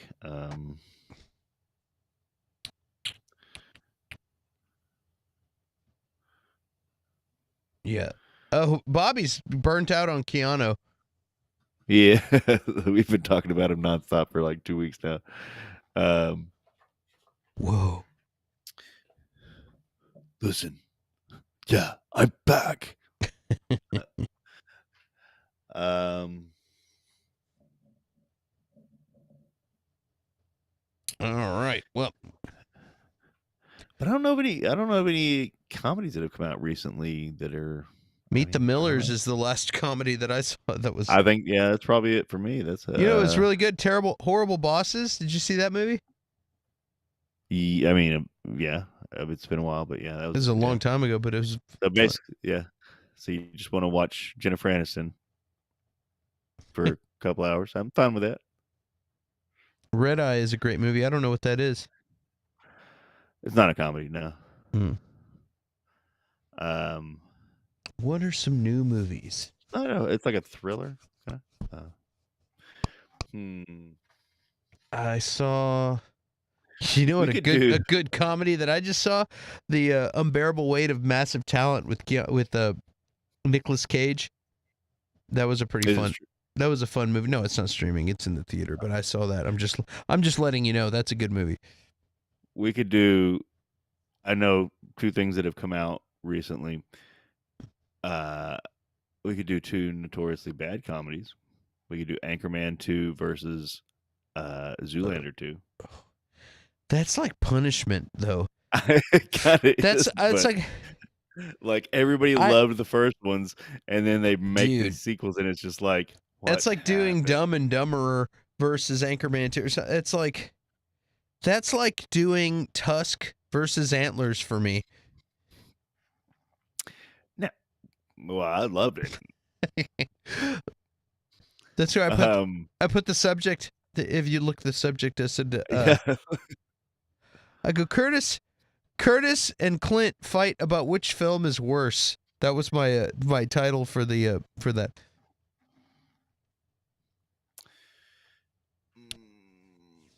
At some point we can do we can do Top Gun versus Iron Eagle. We can. We can. I'd rather do Anchorman 2 versus Zoolander 2. Actually, I remember Iron Eagle being good though. Yeah. Also, Three Amigos was Yeah. great movie.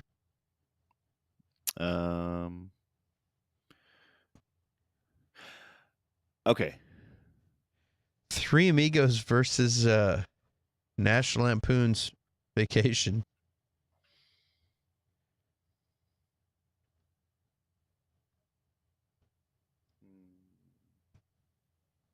Or The Jerk. That's two of the most quotable movies ever. Is The Jerk. That's both Steve Martin. I'm gonna have to trim this down because we're just hanging out. Go ahead. I don't know where you could find it. One of the funniest movies. So I was going to say, so maybe we think of movies, funny movies that we think the other one hadn't seen, and throw them out there. And I've got one that's one of the funniest freaking movies, but it's like you can't find it anywhere now. Oh. Can you even get it on Amazon now? Can't even get it on Amazon right now. But yeah, I was thinking like, okay, is it on YouTube? Planes, Trains, and Automobiles. That's a great one. Versus Three Amigos.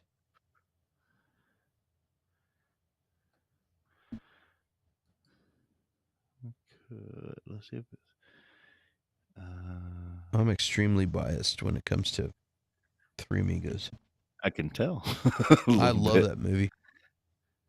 Is it on? Okay, so it looks like somebody uploaded it to YouTube. What? So there is a 1993 film called Freaked. I don't know, and it's just coincidence that I've just mentioned the movie Freaks tonight. But Freaked is a movie, so it's got Bill from Bill and Ted. It's starring him, and I think he wrote. I don't know if he directed, but helped produce stuff. Make this movie. It's got Randy Quaid. It actually does have Keanu Reeves. Sorry, but you won't even notice him. It's got a couple other people that you'll recognize. Yes, Freaked. Have you seen it, Bobby? Yeah, Freaked in 1993. It's not but like it's out of print and you can't find it anywhere. It's got Randy Quaid and he plays this spectacular role, but it's one of those movies that's just like kind of almost like skit comedy. It's got a story, but Right. it's got Brooke Shields, but it's like it's almost like skit comedy, but it's got a running theme and it's back and forth just jokes, and it's one of the funniest freaking things. That I've seen in forever, and it's just so weird and wacky.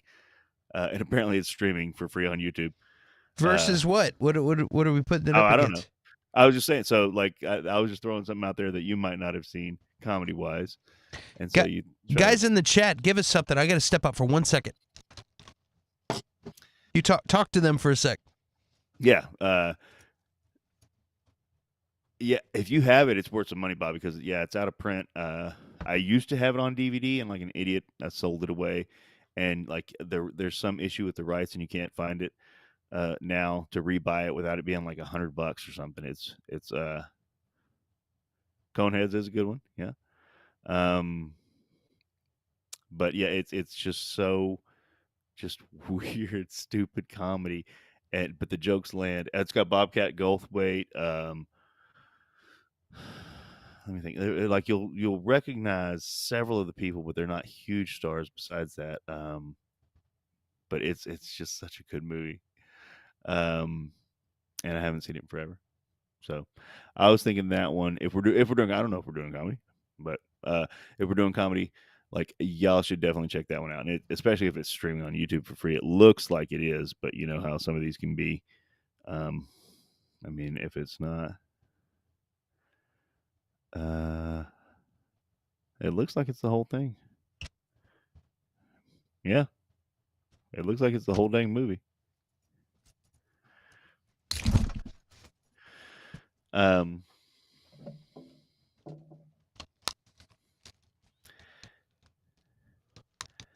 Yeah, if you've got it, Bobby, that DVD is probably worth some money. What do you got? What are we thinking? Did y'all find one? No, not yet. Come on, what have y'all been doing while I was away? Slacking? Well, Mel says Coneheads.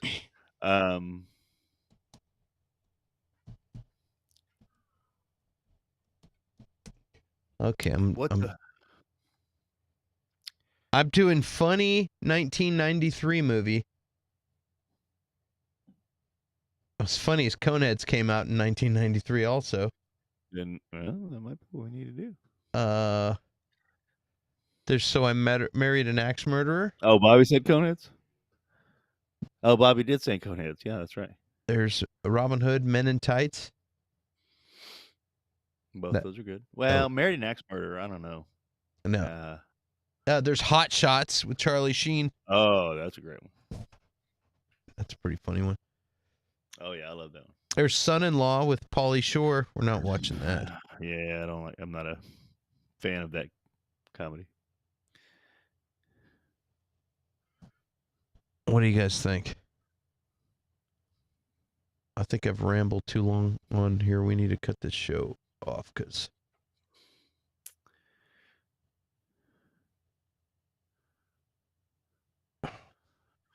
Mrs. Doubtfire, Loaded Weapon. I have that one. That's basically Hot Shots, but instead of it's copying Lethal Weapon. Yeah. No, Pauly. I agree, Bobby. We could do Coneheads versus Freaked. Dude, I don't know if I can sit through Coneheads. Okay. It's a good one. I've seen it a ton. I watched the hell out of it when I was a kid. Like I watched it over and over again. Yeah. Seen it so many times. Groundhog Day. That's a good one. That's a damn good one. What about Bob too? That's a good one. I haven't seen in a while. Oh, that is a good one.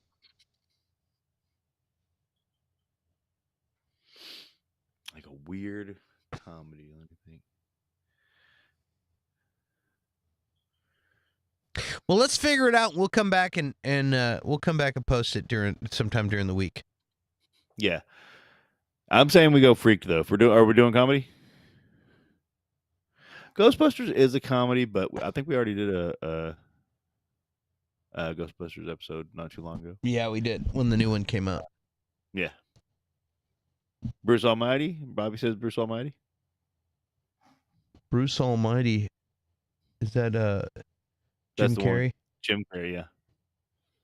I don't even remember if I've seen that. Where he becomes God.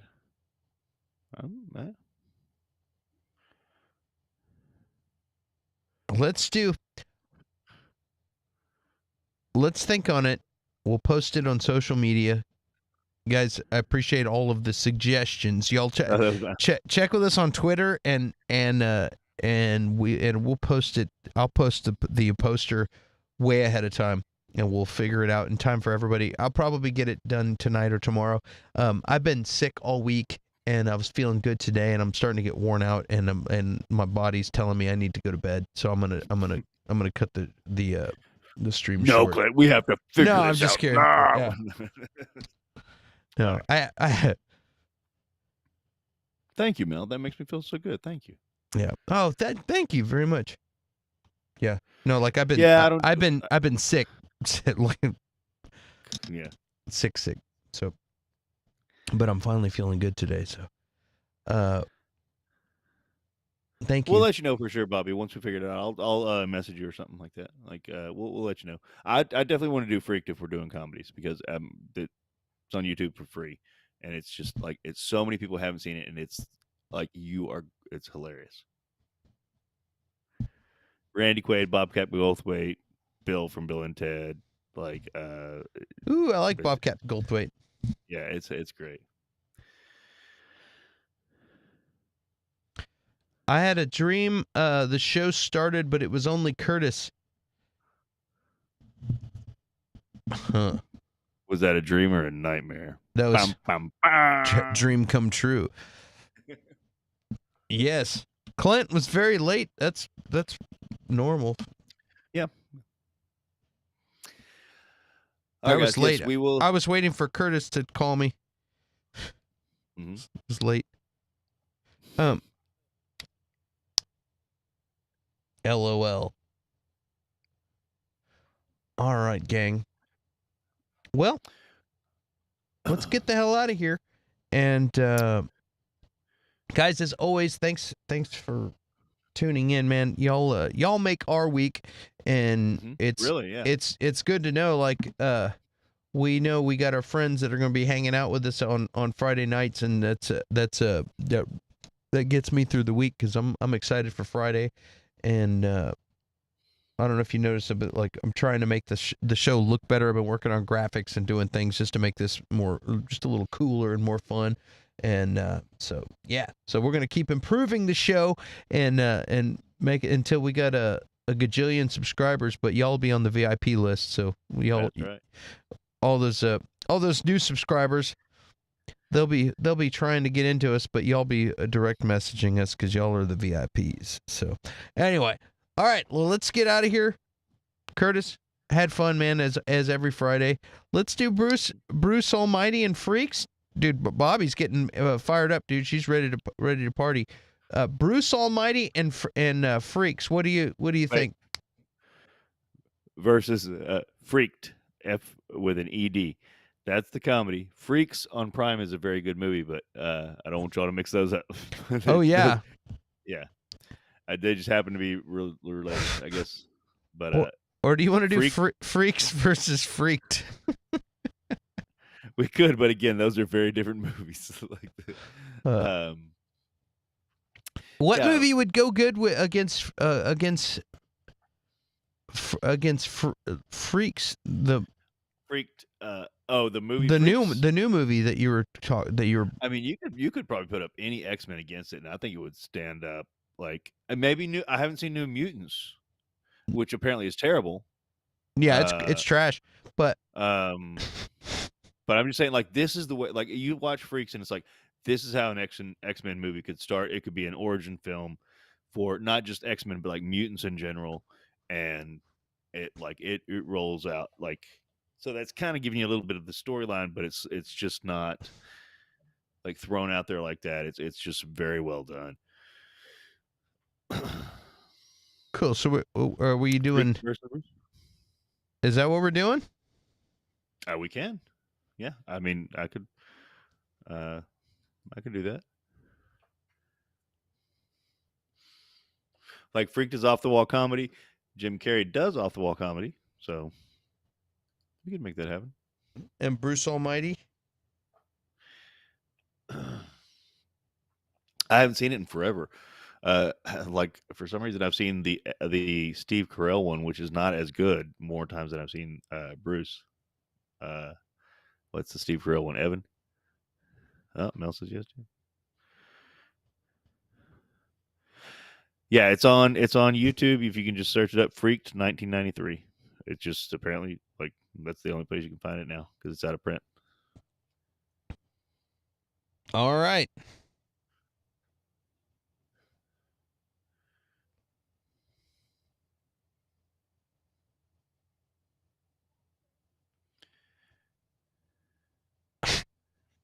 This is a long pause.